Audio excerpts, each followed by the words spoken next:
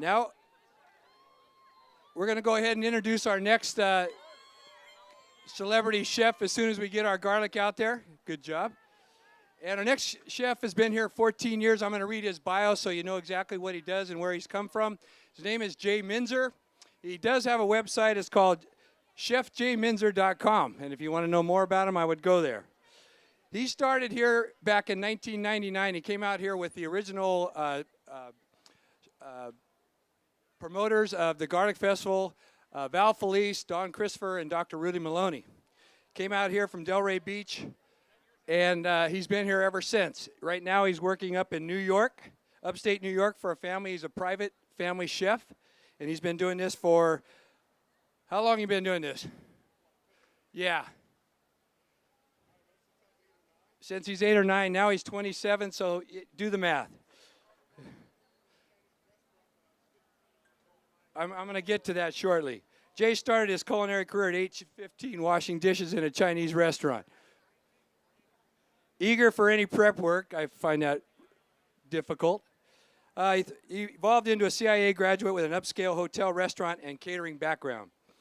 Jay's extensive culinary background evolves from being fortunate enough to work with great chefs in New York City, Miami, and South Florida, many times unpaid. What the hell did you do that for?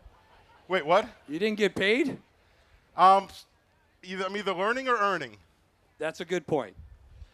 Jay's he started a restaurant called Alan Jay's. That kind of fell apart after a while, right?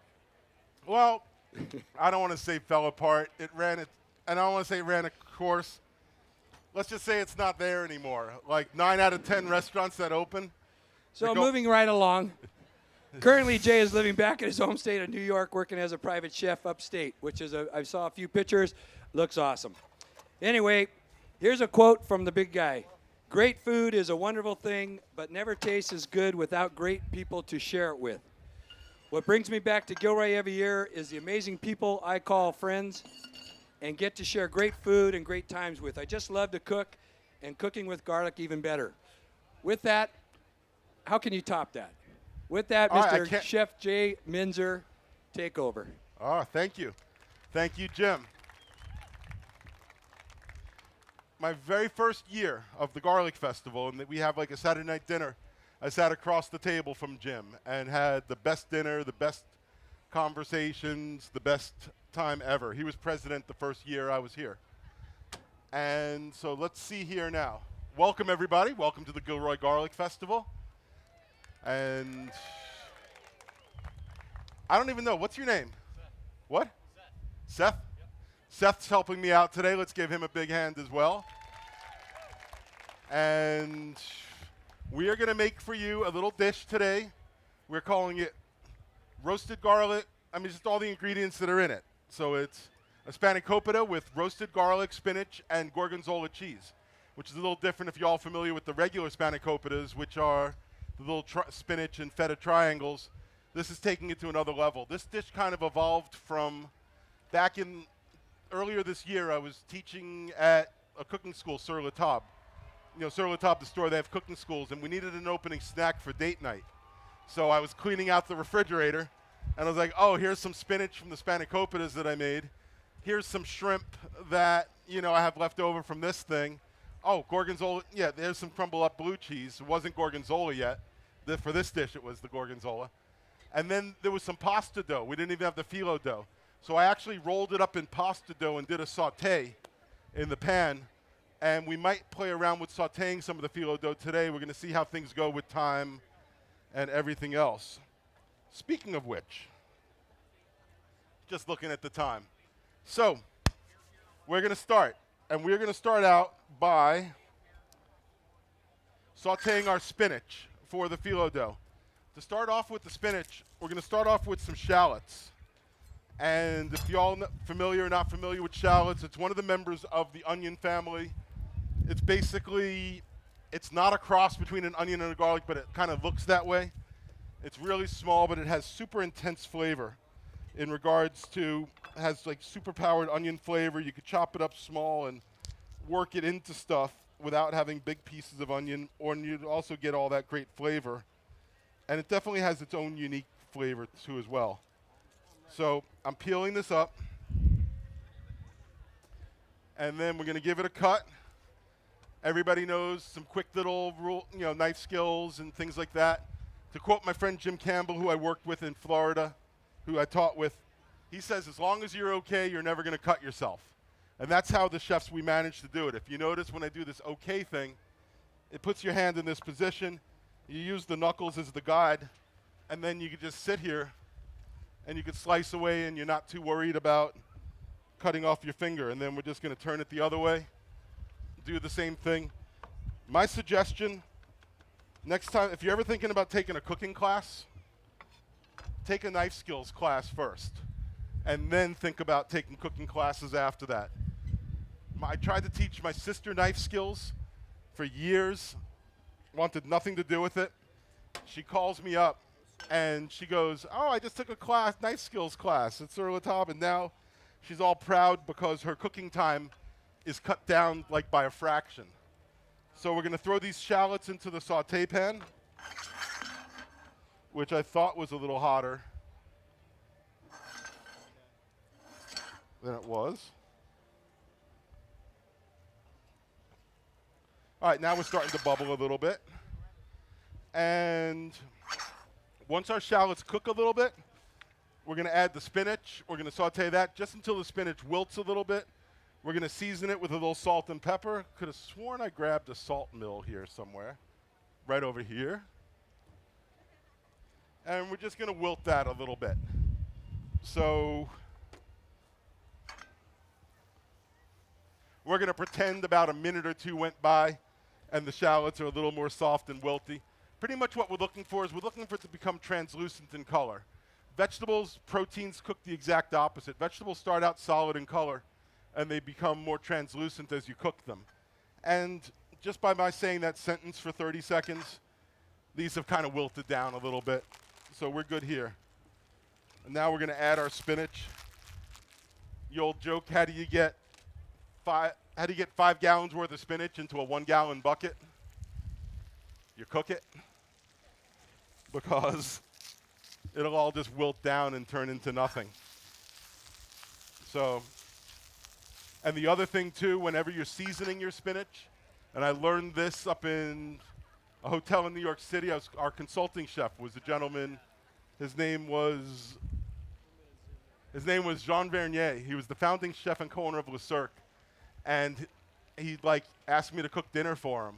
But simplest things. He just wanted sauteed fish and spinach, call it a day. And I made the mistake of over-seasoning his spinach. So I'm going to share with you what he shares with me. And he goes, Jay. Jay. He didn't call me Jay. He liked to call me Jay with the French accent. And he's like, when you're seasoning your spinach, remember that you're only seasoning for that little bit, and it'll go down. So hopefully lesson passed along to you guys. Now that the spinach is wilted, we want to cool it off in a hurry for demonstration purposes. So Seth, if you could please throw it into that little freezer drawer, and we'll come back to it in a second. Another component I want to work on for this dish, it's not in the recipe, but it kind of goes nice with it. We're going to make a super simple little tomato sauce we're going to serve with this. And it's actually going to be tomato and olive sauce. And the whole thing with this one is we're actually not going to put any garlic in this sauce, and I know for the garlic festival it doesn't make sense, and a little oil. Same as the spinach, we're going to saute these a little bit as well. Not really, not without getting on the other shot. Not what? Oh, sorry. Didn't realize it was somebody else. So the tomato, I'm going to open up these tomatoes. For the tomatoes, I'm going with the San Manzaro, the Cento ones. They just have really good flavor. And I don't know about you guys, I love this can opener because not everybody figures it out, but it cuts from the side. So your top peels off. So if you don't need all of your tomatoes, you can put the lid back on again. Now, like I said, super simple sauce. All that we're going to do is the tomatoes, a little bit of salt, If I had some crushed red pepper, I'd pop a little bit of that in. And then we're going to go with a few olives in there. So I have here some pitted Kalamata olives. That same slicing thing. You know, just remember, as long as your middle finger actually, the one that gets you in the most trouble is the one that's your protector of all your other fingers. And you could just carefully, you know, once you practice, you'll be able to, because trust me, I wasn't born knowing how to do that. That's the rest of my shallot. All right. When you come from, somebody saw that, thank you. Let's see here now. When you come from Florida, you travel light. I didn't have a spoon. These tongs are going to work well as a spoon.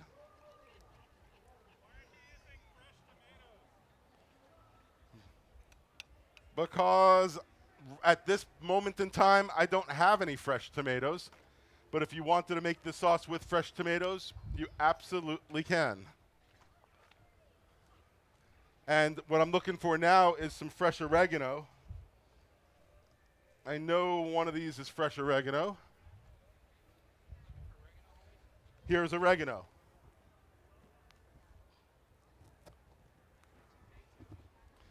No, we're good. Here's 2 sprigs of fresh oregano. We'll give it a quick little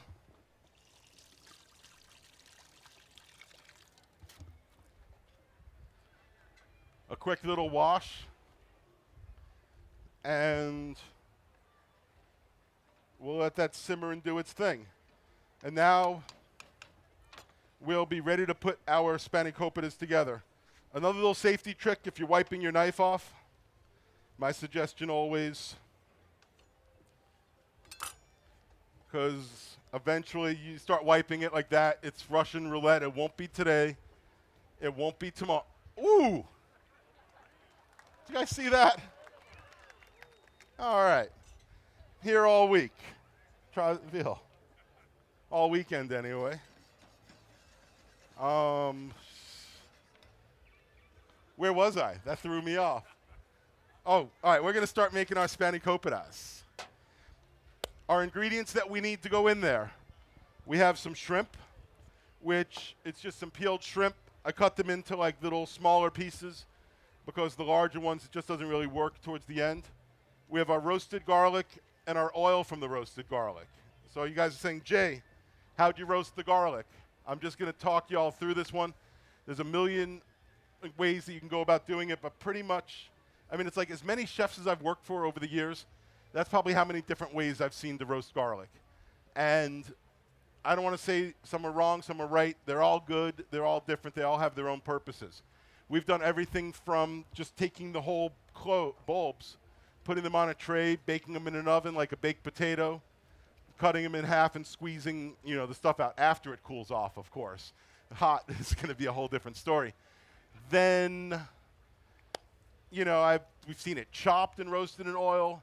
I've done a dish here a bunch of times where we've done fried garlic, like deep fried. They come out like croutons.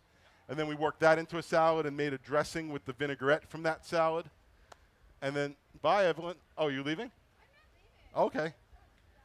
We're doing Evelyn's going to do her first flame up on Gourmet Alley today. I don't know. We have to press them after when I'm done because I want to watch it. So we're going to put some pressure on. And the fireproof gel that we told her about that all first-timers have to. So back to roasting garlic.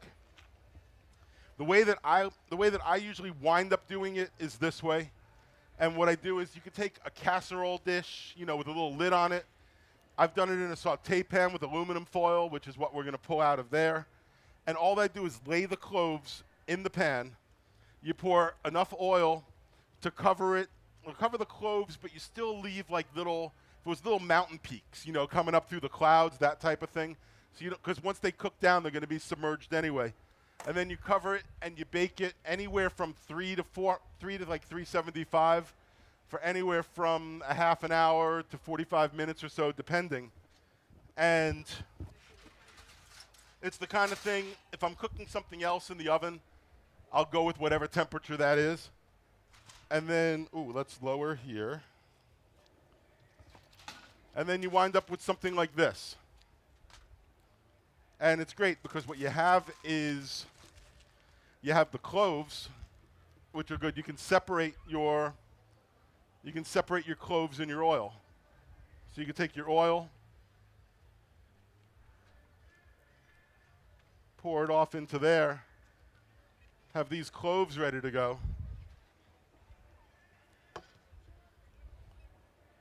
All right, you could tell the oven wasn't hot. I didn't exactly pull that right out of the oven. But anyhow, so we have those ready to go. And then that's our components along with, Seth, can you please grab me that spinach back from the freezer?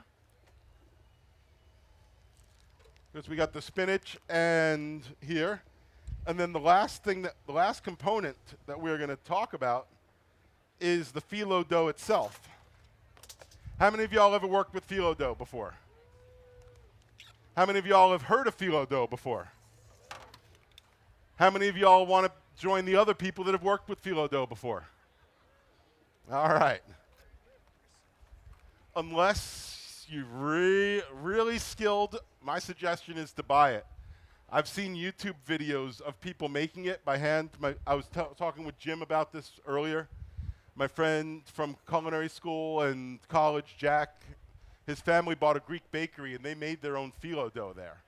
And I've seen video of it, and it's like it takes like 4 people standing and folding like a sheet, and they stretch it out. And I've been cooking for a long time. I have no idea how they do that, but they do it. So, quick second, we're back to our spinach here. And we're just taking some of this gorgonzola cheese, mixing it in with the spinach. So now, we have some, what do you call it? So now we're ready to go. Phyllo dough. A few tricks and tips with handling phyllo dough because it's tricky and it's a pain in the butt and it will mess up on you, I promise you. So a few little tricks and tips. You find it frozen in the supermarket freezer, like near the puff pastry and the dessert breads and things like that. If you need it on Saturday, pull it out of the freezer on Friday and let it sit in your refrigerator overnight. You can kind of get away with thawing it at room temperature, but it's hit or miss, and it's just so much better if you go the other way and just let it thaw overnight.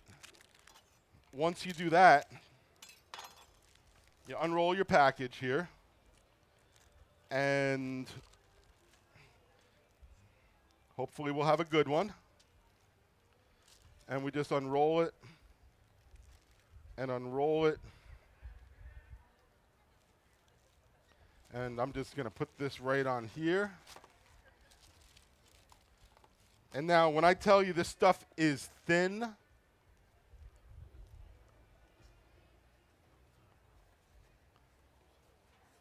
see what I mean by this is going to be a pain in the butt to work with? It tears, it breaks up pretty easily. And needless to say, this is going to dry out quicker than, I'm not going with that analogy. So, what we're going to do to protect our phyllo dough is we're going to take a damp towel. I'm using paper towels today. You could use like a dish towel or something like that. You don't want it too wet because if you're too wet, you're going to make it soggy. You really just want it pretty moist, and you want to create like a little barrier between, just to prevent it from drying out.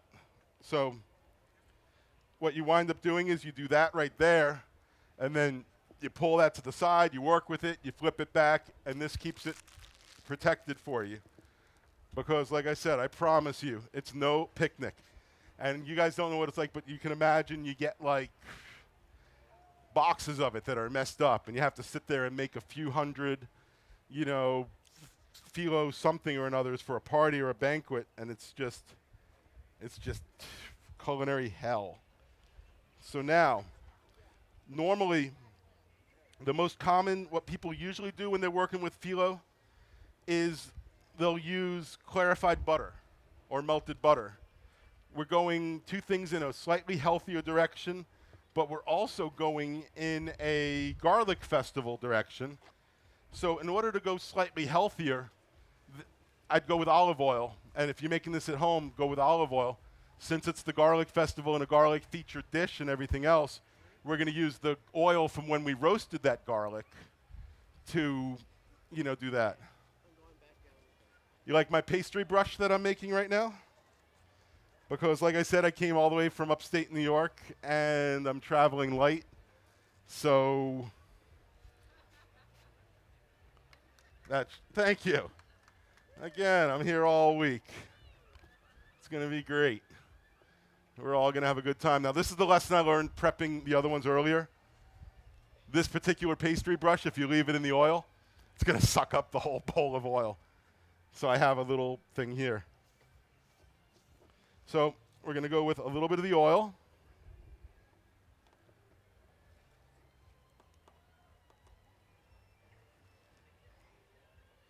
And you just want to kind of line that up. If it doesn't line up perfect, don't worry about it, because guess what? Life doesn't line up perfect.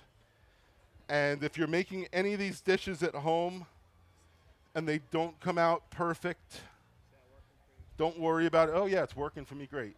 No, I'm just messing with this guy. We're having our own fun over here. But if it doesn't come out perfect at home, here's the two benefits. You know it's not perfect. You're going to learn from it, and you'll do it better the next time. And if it doesn't come out perfect, everybody's going to know you made it yourself for them as opposed to buying it. So now we're going to take our phyllo dough sheets here, and we're going to cut them the long way into 3 strips.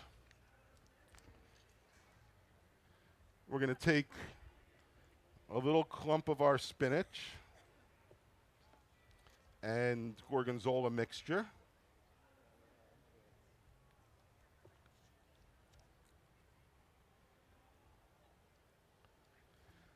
And then it's the garlic festival, right? So we go with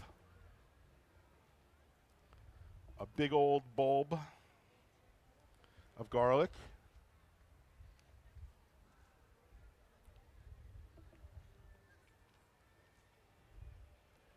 A couple of pieces of shrimp. And now for... Oh, good. I could use my piece of phyllo dough to wipe my hands off with.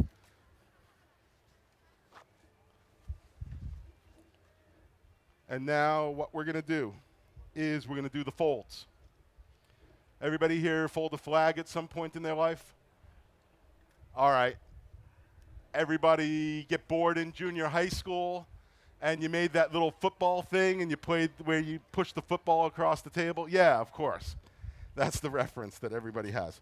So we fold up here, and then we fold there, and we just do triangles. So we do like straight up, across, and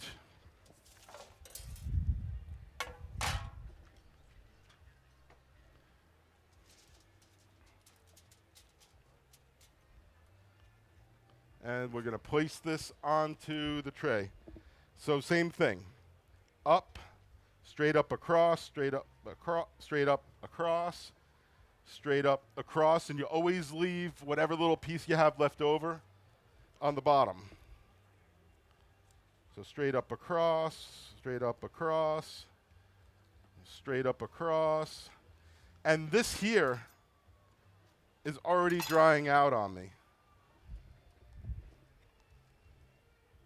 What I am going to do is show you what I am going to do, just so you all see how quickly that's going to dry out on us. So I'm going to go one more time fast now. We went slow. So now when you're going to knock them out, whoops. See what happens when you leave the brush in the oil too long? All right, so we go 1,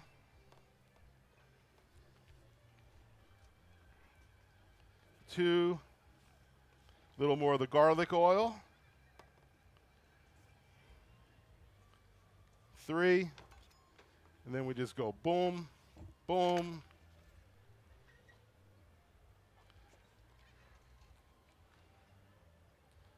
A little of this, a little of that, a a little from before.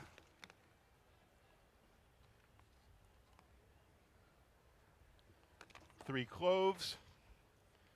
And this is what you guys are going to be doing when you're making these at home, knocking out a whole bunch. Now, a few little tricks, if you want to. You want to make these for a party or something like that, and you don't want to be stuck, because you have a million things going on because you're making a party.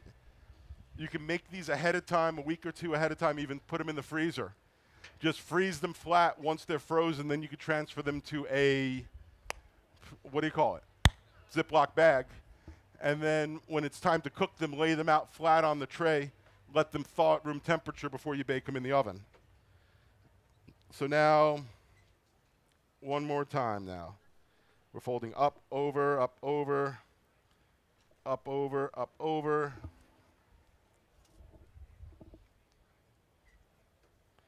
Let's see here. Up, over, over, over, over, over, over.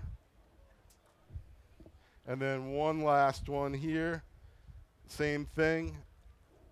So how many of y'all, I think everybody's going to go home and make, at the very least, hopefully y'all are going to go home and make those paper footballs and teach your kids how to maybe play that game. Now, the last thing that we want to do before we bake them, a little more of the garlic oil. And we're going to go in I think I have the oven at 400 degrees.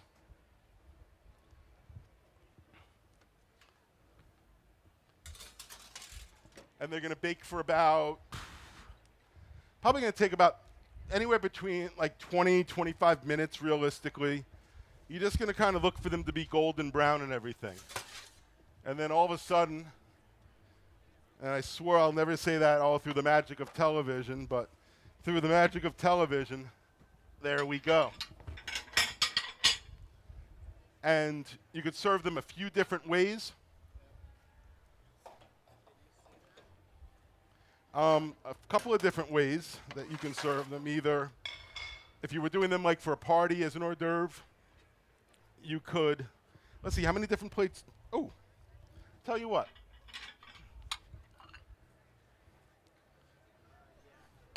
If I was doing it as a,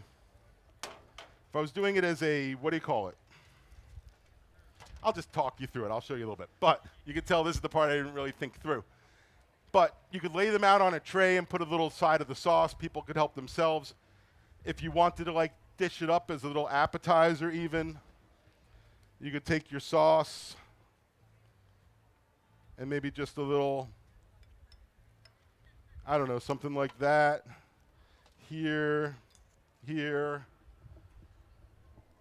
And I hate putting just a sprig on there. This is like my most hated garnish ever under the sun. But there you go. Otherwise, here and here, maybe like that. Who knows? But anyhow,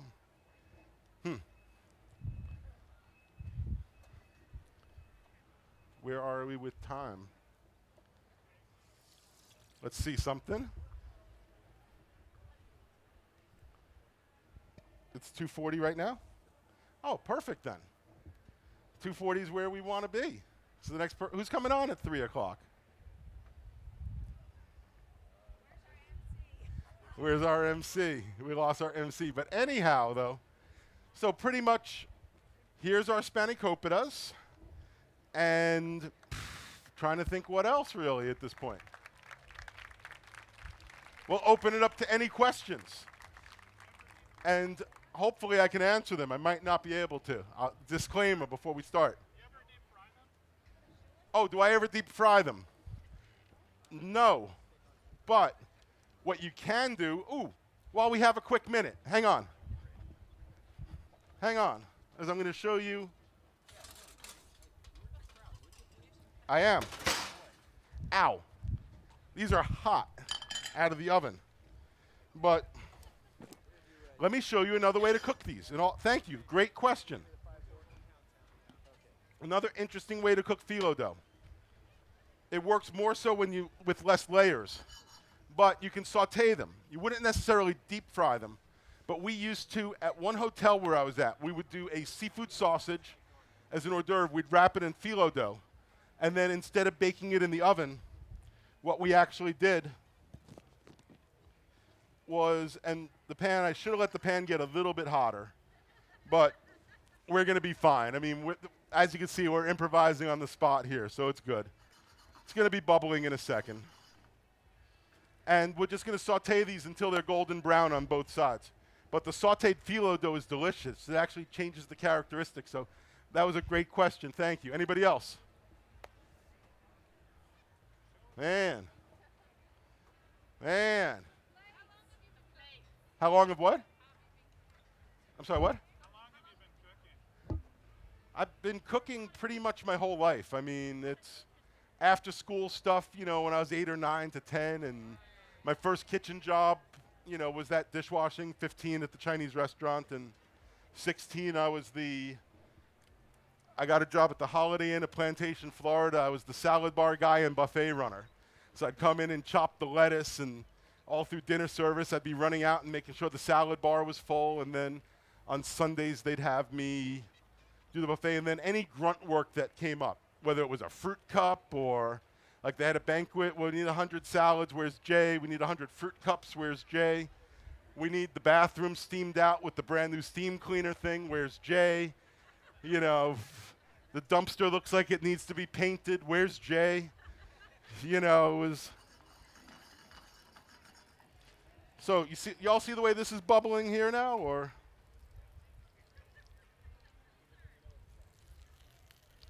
Here, check this out. Oh yeah, come on up. Come on back over here.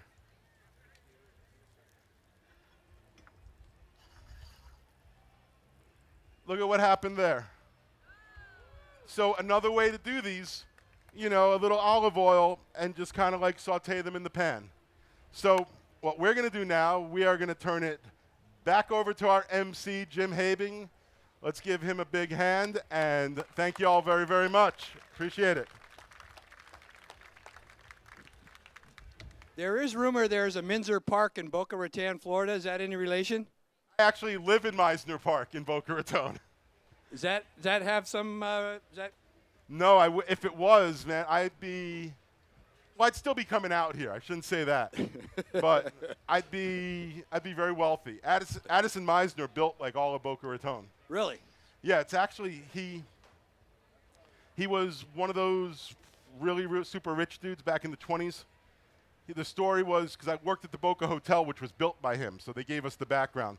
He got mugged or attacked up in Boston, and he was so depressed, and he decided he just wanted to go down to Florida to die, pretty much.